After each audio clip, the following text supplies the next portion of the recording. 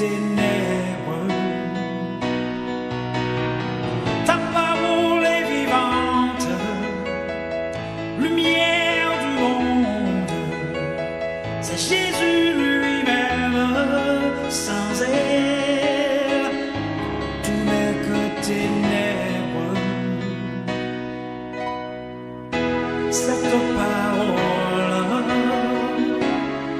était là au commencement, elle était avec Dieu. Bien sûr, elle était Dieu, elle était la vie, la lumière du monde, cette lumière. Lui dans les ténèbres.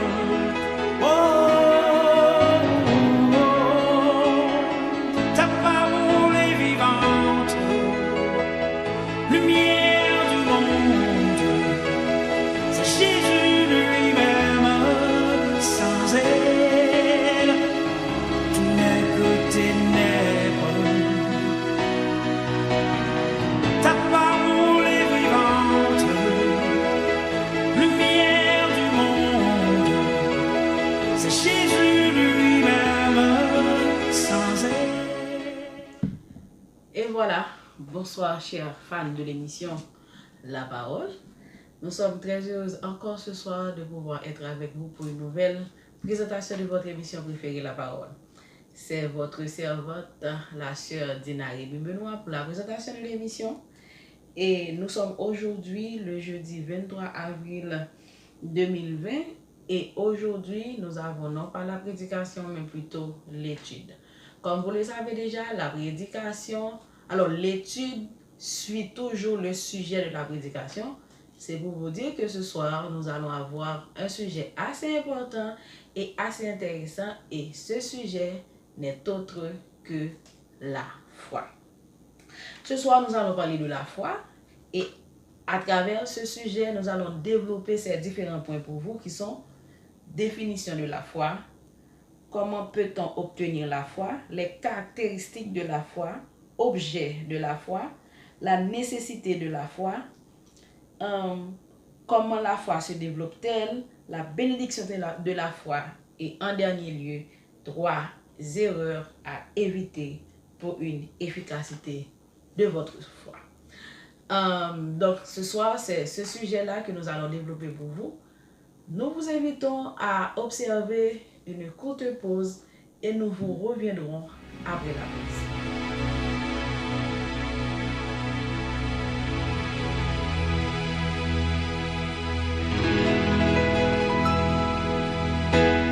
Ta parole est une lampe à mes pieds, elle me dirige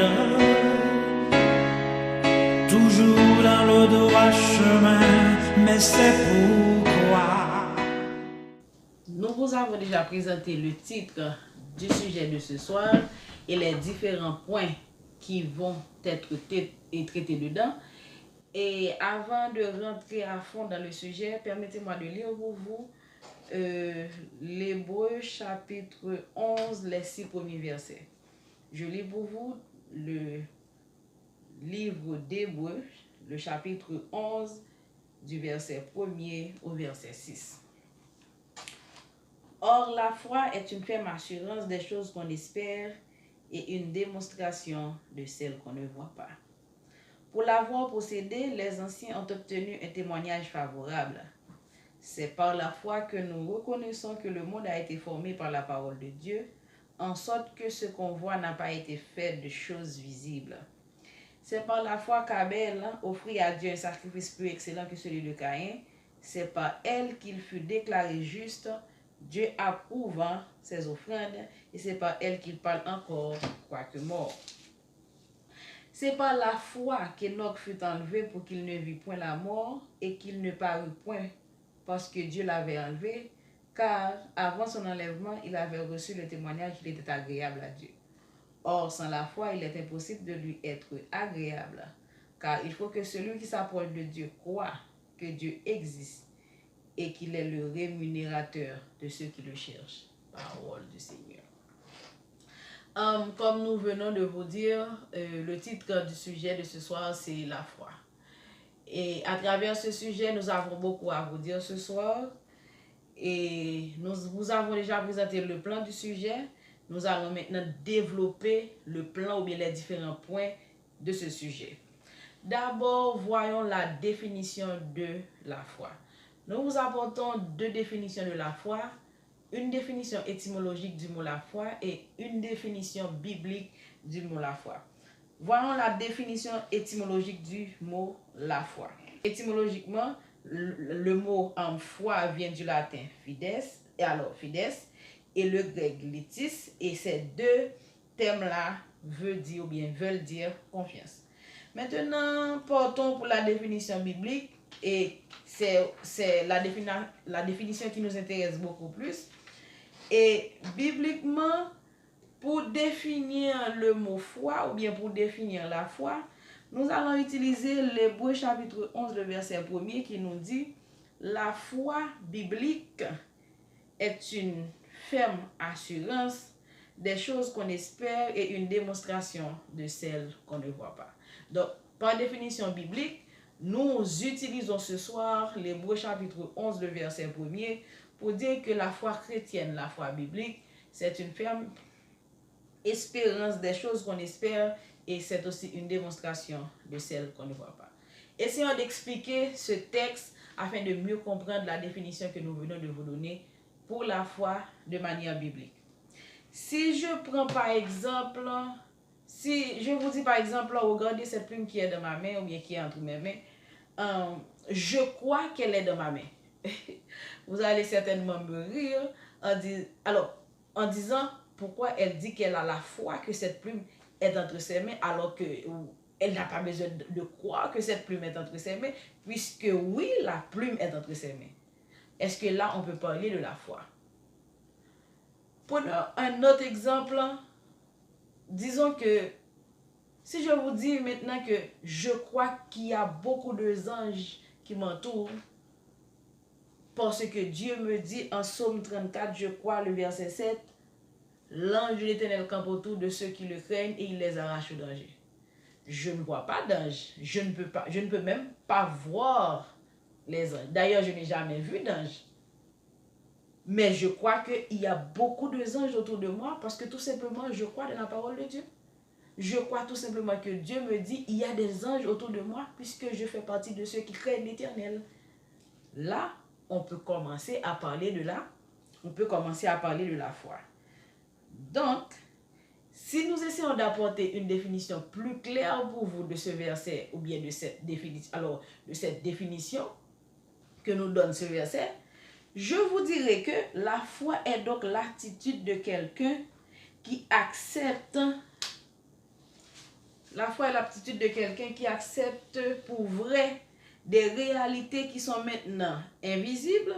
C'est en même temps, c'est un acte par lequel l'homme se remet volontairement à Dieu, le reconnaissant comme fidèle et capable de tenir ses promesses. Selon les textes comme Romains 4, verset 21, Hébreux 11, verset 11, Romains 10, verset 11. Donc, tout ça, ce sont des versets qui nous aident à comprendre ceci. Qu'est-ce que cela veut dire?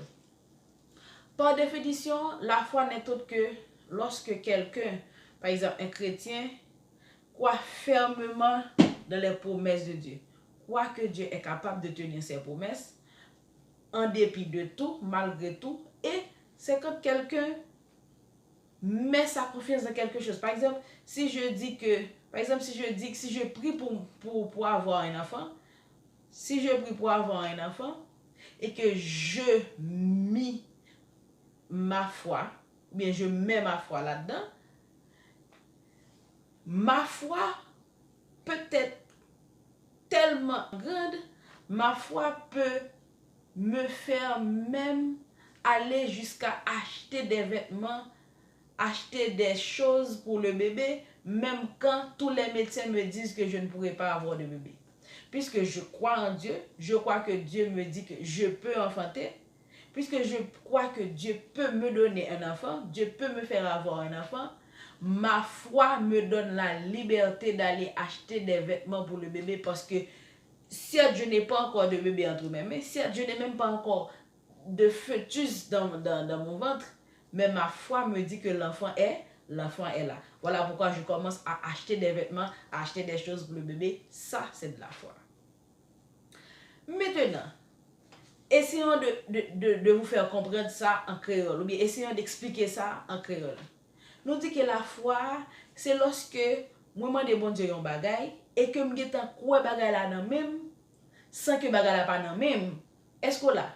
C'est ça que fait nous prendre exemple enceinte, par exemple pour moun qui a envie gon petite ou bien docteur dit pas qu'à faire petite et que moun ça dit la prier et la faire pour Dieu confiance, la mettre la foi dans prière, ça la mettre la foi dans demande ça.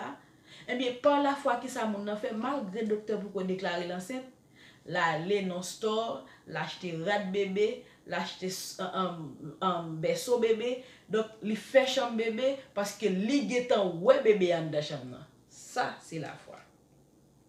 Voilà pourquoi nous reprenons la définition du livre d'Hébreux chapitre 1er le verset 11 qui nous dit la foi est une ferme assurance des choses qu'on espère et une démonstration de celles qu'on ne voit pas. Nous poursuivons pour dire que comment peut-on obtenir la foi biblique? Comment peut-on obtenir cette foi-là dont nous parlons? La foi biblique est toujours fondée sur la promesse de Dieu. Donc, on ne saurait parler de la foi sans voir les promesses de Dieu, sans voir les paroles de Dieu. Quand nous lisons au Romains chapitre 10, le verset 17, qui nous dit « La foi vient de ce qu'on entend, et ce qu'on entend vient de la parole de Dieu. » C'est-à-dire, je ne peux pas mettre ma confiance dans quelqu'un dont je n'ai jamais entendu parler. C'est parce que j'ai déjà entendu parler de Dieu. Il y a quelqu'un, ou bien à travers la Bible, on me raconte ce que Dieu sait faire. Je lis les promesses de Dieu et j'ai vu déjà combien Dieu est sincère, combien Dieu est honnête.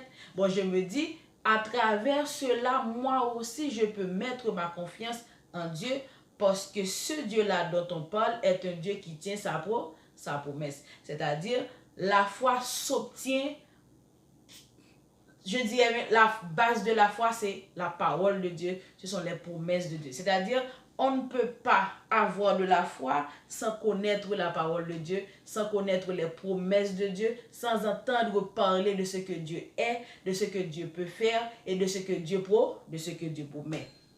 Voilà pourquoi je vous dis ce soir que la seule façon d'obtenir ou bien d'avoir cette foi biblique, cette foi que l'apôtre nous parle dans le livre d'Hébreux chapitre 11, le verset 1er, cette foi-là, on ne saurait l'avoir que après avoir entendu parler de Dieu, après avoir entendu ce que Dieu sait faire, après avoir entendu ce que Dieu peut faire. Donc c'est ainsi que vous et moi puissions avoir cette foi et c'est ainsi que nous pouvons obtenir cette foi. C'est tout simplement en entendant parler de Dieu, en connaissant la grandeur de Dieu, en connaissant les promesses de Dieu, en connaissant la fidélité de Dieu. C'est comme ça on peut obtenir cette foi. Maintenant, voyons ensemble les différentes caractéristiques de la foi. Qu'est-ce qui caractérise la foi? Nous allons bien vite vous donner trois caractéristiques de la foi biblique, de la foi chrétienne. Premièrement, la foi se base sur une connaissance. Et cette connaissance n'est autre que la connaissance de Dieu. Comme je viens de dire dans la définition de tout à l'heure, la connaissance de Dieu, bien la connaissance de la parole de Dieu, c'est la première chose qui caractérise la foi. Une bonne connaissance de Dieu, une bonne connaissance de la toute puissance de Dieu, de la toute capacité de Dieu à faire telle ou telle chose, une connaissance de la promesse de Dieu, une connaissance de ce que Dieu est, une connaissance de ce que Dieu peut faire, une connaissance de ce que Dieu peut faire justement, nous donne ou bien caractérise la foi. Donc nous disons que premièrement, la connaissance de Dieu, la connaissance de la parole de Dieu caractérise la foi. Et je rappelle pour vous ce texte que nous trouvons en Romains chapitre 10, le verset 17 qui nous dit la foi vient de ce qu'on entend et ce qu'on entend vient de la parole de Dieu. La deuxième chose, à part, je dirais, la connaissance de Dieu, à part la connaissance de Dieu, la deuxième chose qui caractérise la foi, c'est la confiance. C'est de croire, parce que la Bible nous dit en Jean 11, je crois, verset 40, si tu crois, tu verras la gloire de Dieu. Il ne serait pas suffisant de connaître tout simplement ce que Dieu est, ce que Dieu peut faire, sans mettre la connaissance de Dieu pour dire qu'on a de la foi. Est-ce qu'on est là? Donc la deuxième chose qui caractérise la foi, c'est une confiance. C'est une confiance dans la parole de Dieu. C'est une confiance dans ce que Dieu dit. C'est une confiance dans ce que Dieu peut faire. C'est une confiance dans ce que Dieu est capable de faire. Donc la deuxième chose qui caractérise la foi, nous disons que la première chose, c'est une confiance, une connaissance parfaite de Dieu. Une connaissance de Dieu par rapport à ce qu'il est, par rapport à ce qu'il peut faire, par rapport à ses promesses. C'est aussi, en deuxième position, c'est aussi une confiance en Dieu. Une confiance en Dieu, une confiance dans la promesse de Dieu, une confiance dans la parole de Dieu. C'est ce qui caractérise la foi. En troisième lieu, c'est l'assentiment. Assentiment, qu'est-ce que cela veut dire? Par rapport à cette connaissance qu'on a de Dieu, par rapport au fait qu'on connaît ce que Dieu peut faire, par rapport au fait qu'on connaît ce que Dieu est, par rapport au fait qu'on connaît ce que Dieu est capable de faire, ça crée une certaine confiance en nous-mêmes par rapport à Dieu. Donc la connaissance de Dieu crée ou bien développe la confiance en nous. Et maintenant, puisqu'on connaît Dieu, on connaît les promesses de Dieu, on connaît ce que Dieu peut faire, et ça développe une certaine confiance, mais ça développe la confiance en nous, et maintenant nous devons agir. Donc c'est ça l'assentiment. Donc l'assentiment, c'est le fait d'agir par rapport à cette foi-là, ou bien par rapport à cette confiance-là qu'on a en Dieu. Par exemple, prenons l'exemple de Noé. Dieu a dit à Noé, en Genèse, Dieu a dit à Noé, il va y avoir un déluge, que tout le monde va périr, mais puisque tu me sers et que tu es un homme qui me plaît, donc je vais sauver toi et ta famille. Donc pour que vous soyez sauvés, il faut une arche. Il faut une arche. Et Noé n'avait jamais encore entendu parler de déluge. Noé ne savait même pas ce que c'était un déluge. Mais puisque Noé croit en Dieu, puisque Noé connaît Dieu d'abord, il connaît Dieu. Il sait que Dieu, qui est Dieu, qu'est-ce que Dieu est capable de faire. Donc Noé avait d'abord une connaissance de Dieu. Ensuite, Noé a mis sa confiance dans ce que Dieu lui a dit. Et par la suite, Noé a agi. Et voilà ce qui a sauvé Noé et sa famille. Donc il est important à ce que non seulement vous connaissez Dieu, non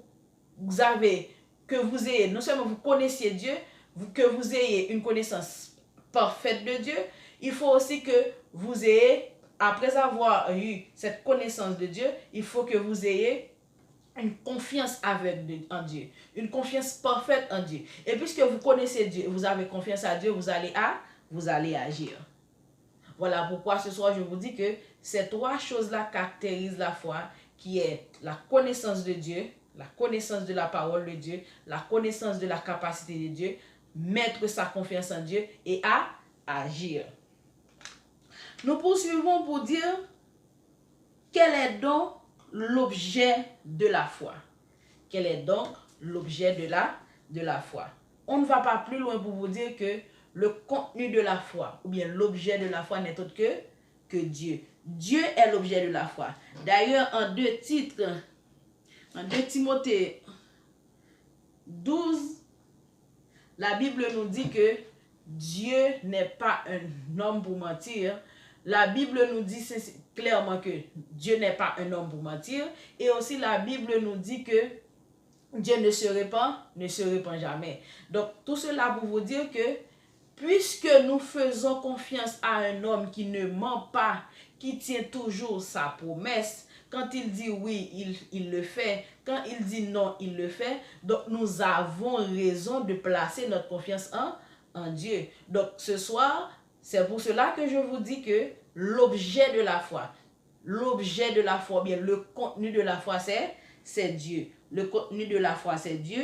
Et Dieu ne nous ment jamais. Dieu ne nous ment jamais. Dieu tient toujours ses promesses. Et c'est en Dieu que nous devons avoir foi. C'est en Dieu que nous devons placer notre confiance. Parce que c'est Dieu, le contenu de la foi, la base de la foi. Nous poursuivons pour voir avec vous la nécessité de la foi. La nécessité de la foi. Et vous allez voir avec moi deux grandes raisons pour lesquelles nous devons avoir foi. Premièrement, pour obtenir le salut. Donc, et le salut, ce que les théologiens appellent foi salvatrice. Donc, ce soir, la première raison pour laquelle nous devons avoir foi en Dieu, c'est pour pouvoir avoir accès au salut. Parce que la Bible nous dit en Jean chapitre 3, il nous dit, si nous croyons, Jean 3, verset 16, si nous croyons en Jésus, nous avons la vie éternelle. Nous avons plusieurs textes, plusieurs thèmes qui nous permettent de comprendre que il y a deux types de foi, ou bien il y a deux grandes raisons pour lesquelles nous avons besoin d'avoir la foi. Premièrement, nous avons besoin d'avoir la foi pour avoir l'accès à la vie éternelle, parce que sans la foi, nous ne pouvons pas être agréables à Dieu. Pour servir Dieu, pour vivre pour Dieu, nous avons besoin de la foi. Pour avoir accès au salut, il faut que nous croyions sincèrement et fermement dans ce que Dieu dit. Dieu nous dit qu'il a donné Jésus, et la raison pour laquelle il a donné Jésus, c'est pour nous laver de notre péché, c'est pour nous séparer du péché, c'est pour nous permettre d'avoir une vie sanctifiée, d'avoir une vie purifiée et surtout d'avoir la vie éternelle. Nous devons tout simplement croire dans cette parole, croire dans cette promesse que Dieu nous fait, et automatiquement nous avons la vie éternelle. Voilà la raison pour laquelle je vous dis ce soir que l'une des raisons de la nécessité de la foi, c'est parce que nous avons besoin de la foi pour pouvoir être sauvés, ou plutôt pour avoir accès au salut. Maintenant, la deuxième raison pour laquelle nous devons avoir cette foi, c'est pour pouvoir nous sauver de certaines choses sur la terre. Pour pouvoir bénéficier des miracles de Dieu. Pour pouvoir bénéficier de la protection de Dieu. Pour pouvoir bénéficier des bienfaits de Dieu, des promesses de Dieu. Par exemple, si Dieu me promet de me marier, je suis déjà mariée, c'est un exemple. Si Dieu me promet de me marier, je dois croire que Dieu peut faire cela. Est-ce que vous voyez? Donc cette foi-là n'est pas la foi salvatrice, mais c'est plutôt la foi qui nous aide à bénéficier de certaines choses de Dieu. Est-ce que vous êtes avec moi? Cette foi-là, c'est-à-dire la deuxième raison pour laquelle, ou bien la deuxième nécessité de la foi, c'est parce que nous devons croire en Dieu, croire dans les promesses de Dieu. Si Dieu me dit qu'il me protège, que je suis entre ses mains, qu'il me tient dans sa main, qu'il a mon nom dans sa main, que je suis les prunelles de ses yeux, je dois tout simplement le croire, et c'est ce qui me protégera, c'est ce qui me fera bénéficier de la protection de Dieu, parce que tout simplement je dois croire dans ce que Dieu dit. Dieu me dit, invoque-moi au jour de la détresse, je te délivrerai et tu me glorifieras. Puisque Dieu me dit, dès que je l'invoque au jour de la détresse, il me délivrera, je dois croire tout simplement que si j'invoque Dieu, je serai délivré. Voilà la deuxième fois ce soir, mais la deuxième raison ce soir, la deuxième nécessité ce soir de la foi. Je vous rappelle, la première, c'est pour avoir accès à la vie éternelle, et la deuxième, c'est pour pouvoir bénéficier des promesses de Dieu sur la terre, c'est pour pouvoir bénéficier des promesses de Dieu qui sont certaines, qui sont fermes et véritables, parce que Dieu ne nous ment jamais. Maintenant, qu'est-ce qui peut nous aider à développer notre foi? Ou bien comment notre foi va-t-elle se développer? D'abord, nous devons avoir une vie de prière. Parce que quand nous prions, à chaque fois que nous prions, nous essayons de placer notre foi dans cette prière-là que nous faisons. Pour avoir une foi grandissante, une foi qui se développe au jour le jour, il nous faut une vie de prière. En deuxième lieu, nous devons lire sans cesse la Bible, nous devons lire la parole de Dieu. Nous devons lire la parole de Dieu. C'est important à ce que nous ayons une vie de prière et aussi lire régulièrement la Bible. Nous avons besoin de témoignages aussi. Quand Dieu fait quelque chose pour quelqu'un, ou bien quand Dieu fait quelque chose pour une personne, et que cette personne-là vient raconter ce que Dieu fait, et ça peut augmenter notre foi en Dieu. Nous avons aussi besoin des expériences. Nous avons aussi besoin de faire des expériences avec Dieu. C'est-à-dire, moi-même, pour que ma foi s'augmente, pour que j'ai plus de foi en Dieu, j'ai besoin d'avoir plus d'expérience au jour le jour avec Dieu. Par exemple, je peux faire une expérience avec Dieu, soit que je lui avais demandé quelque chose et que il me l'a accordé, ou bien j'avais quelqu'un qui était malade et que j'ai prié fermement Dieu, j'ai prié avec la foi et Dieu, et que cette maladie-là était une maladie incurable, Dieu l'a guéri, et ça va augmenter ma foi. Donc nous avons besoin d'expérimenter la puissance de Dieu, nous avons besoin d'expérimenter la capacité de Dieu, et ça augmentera notre foi. En dernier lieu, nous avons besoin d'une vie de sainteté, une vie de sainteté. Tout cela va développer notre foi. Essayons de dire tout cela en notre langue maternelle. N'oubliez pas que nous t'ai défini pour en créole ça qui la foi. Et nous t'ai dit tout, non seulement nous t'ai défini pour en créole ça qui la foi, nous t'ai dit bah aux caractéristiques la foi. Nous t'ai dit la foi, ça qui permet ou bien ça qui fait la foi, c'est d'abord faut connaître qui est bon Dieu. Ou pas qu'à connaître un monde que ou pas connaître. Ou pas qu'à connaître un monde que ou pas connaître de lui. Comment on va faire un monde que pas connaître de lui confiance. Donc pour me faire un monde confiance, faut d'abord me connaître qui est lié, me connaître qui ça le faire, me connaître est-ce que monde ça gagne oui non. Eh bien pour me gagner la foi dans bon Dieu, faut que me gagner une connaissance de bon Dieu, connaître qui est bon Dieu et qui ça bon Dieu qu'a fait. Deuxièmement, nous te dit que pour car ça qui fait la foi, c'est lorsque moi gagne confiance que bon Dieu ça connaissance ça que me gagne de bon Dieu vient développer en confiance la caille moi. Donc l'aime moi rete quoi que ou bien moi quoi que l'aime de bon Dieu on bagaille bon Dieu qu'a fait ou bien moi rete quoi que promesse que bon Dieu fait mieux li qu'a accompli dans vie l'a pas accompli dans vie parce que c'est bon Dieu de part, c'est un Dieu de parole. Et troisième bagage nous dit qui fait la foi, c'est assentissement en bon créole dit, c'est lorsque par rapport à connaissance que nous gagnons de bon Dieu et confiance que nous fait bon Dieu de ça que nous connaissons de lui fait que nous pas de problème pour nous agir. Les bon Dieu dit nous fait par exemple si bon Dieu sous bon petit monde ou prier pour bon petit monde qui passer dans nuit là et qu'on a la foi dans bon Dieu ou était quoi que c'est bon Dieu qui a bonne direction et puis pendant ou déplacer à petit monde entendre la voix de Dieu pas déplacer avec se déplacer à porte la avec la mourir dans mon route et puis ou connaît bien ses voix bon Dieu dépendamment de dimension relation avec bon Dieu ou connaît bien ses voix bon Dieu par l'avant et puis effectivement camper là moi ça arrive déjà ça arrive avec petit soeur ça arrive avec petite moi et la voix de Dieu dit pas faire une porte camper là et puis la prière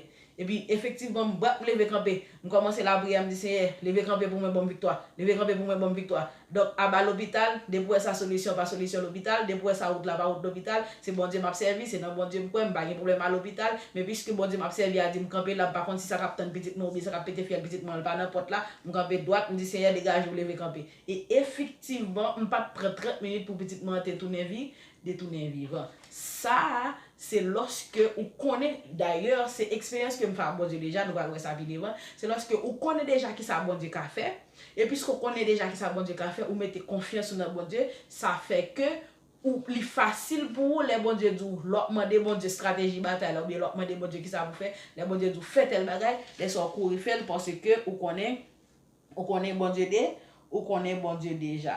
Donc nous te dit que nous pas qu'à faire bon Dieu confiance si nous pas connaît bon Dieu, c'est comme ça nous qu'à gagner la foi dans bon Dieu, c'est lorsque nous connaît bon Dieu, c'est lorsque nous connaît ça bon Dieu qu'a fait.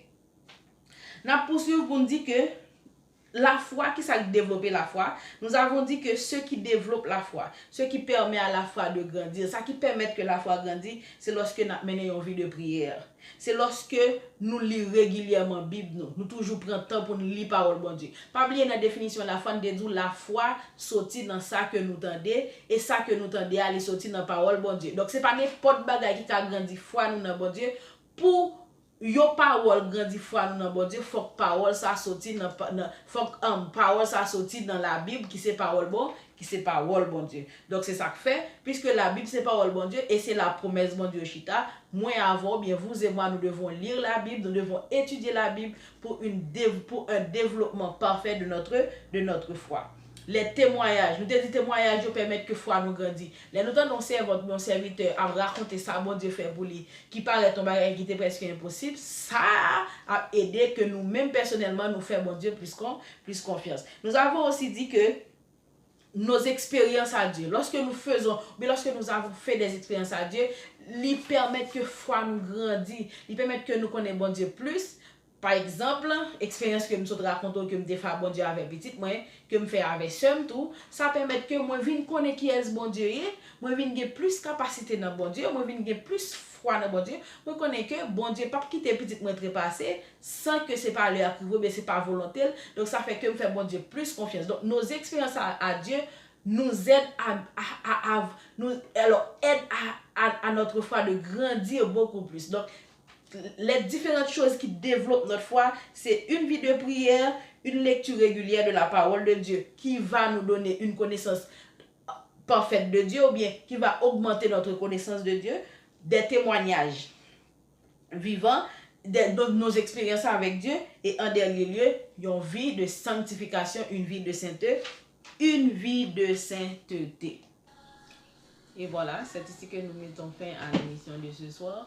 Nous n'allons pas pouvoir épuiser tous les points du sujet pour ne pas être trop long. Et d'ailleurs, nous avons déjà épuisé, nous avons déjà presque épuisé l'heure de l'émission. Nous vous donnons rendez-vous pour jeudi, pas pour une nouvelle émission, mais plutôt pour la continuité du sujet. Et jeudi prochain, si Dieu veut, nous allons pouvoir conclure avec le sujet, terminer avec le sujet. Nous vous ferons un rappel, excusez-moi, de ce que nous avons vu ce soir. Et jeudi, nous bouclons l'étude de ce soir qui est la foi. Nous vous disons merci d'avoir été avec nous. Avant de conclure, bien avant de terminer réellement avec l'émission, nous vous invitons à observer une dernière pause à l'émission de ce soir.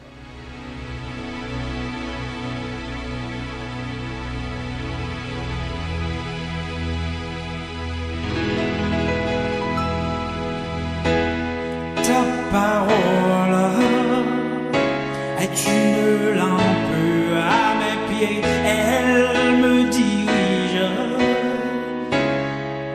toujours dans le droit chemin, mais c'est pourquoi.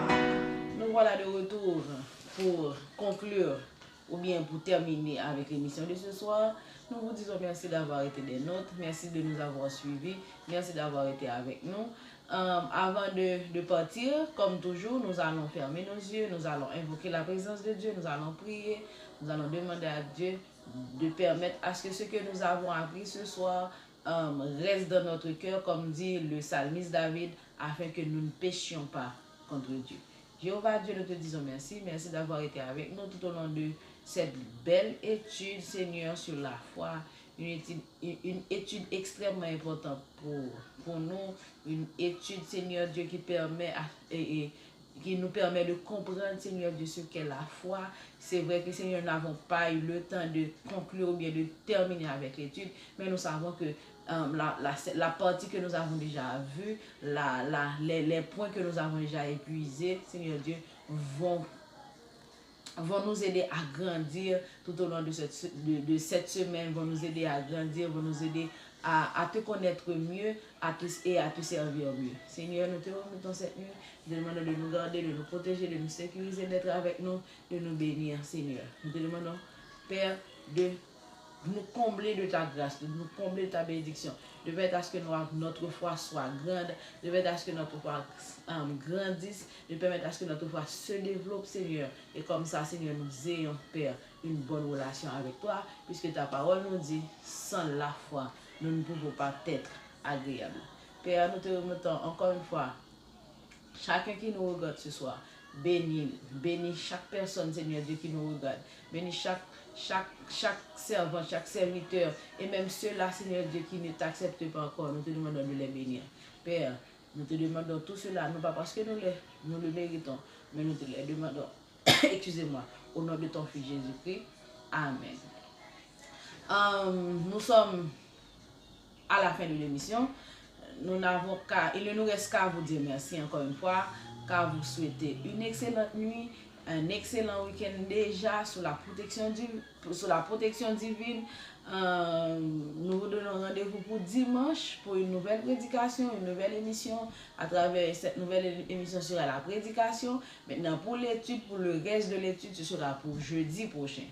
Et restez attachés avec Dieu, restez collés avec Dieu, gardez votre foi. C'est en gardant votre foi en Dieu que vous allez avoir, vous allez pouvoir mener une vie agréable à Dieu. Nous te disons bonsoir et bonne soirée encore une fois. Je vous rappelle que c'était la sœur Dina Rémy Benoît pour la présentation de l'émission. Je vous aime. N'oubliez surtout pas que Dieu t'aime, ou bien que Dieu vous aime encore plus que moi. Allez, bonne soirée, que le Seigneur vous bénisse.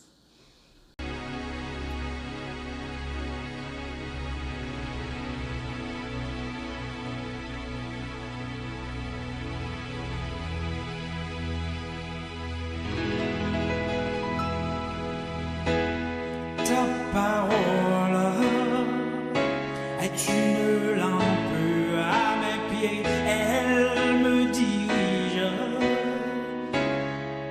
toujours dans le droit chemin, mais c'est pourquoi je suis sans crainte dans le danger.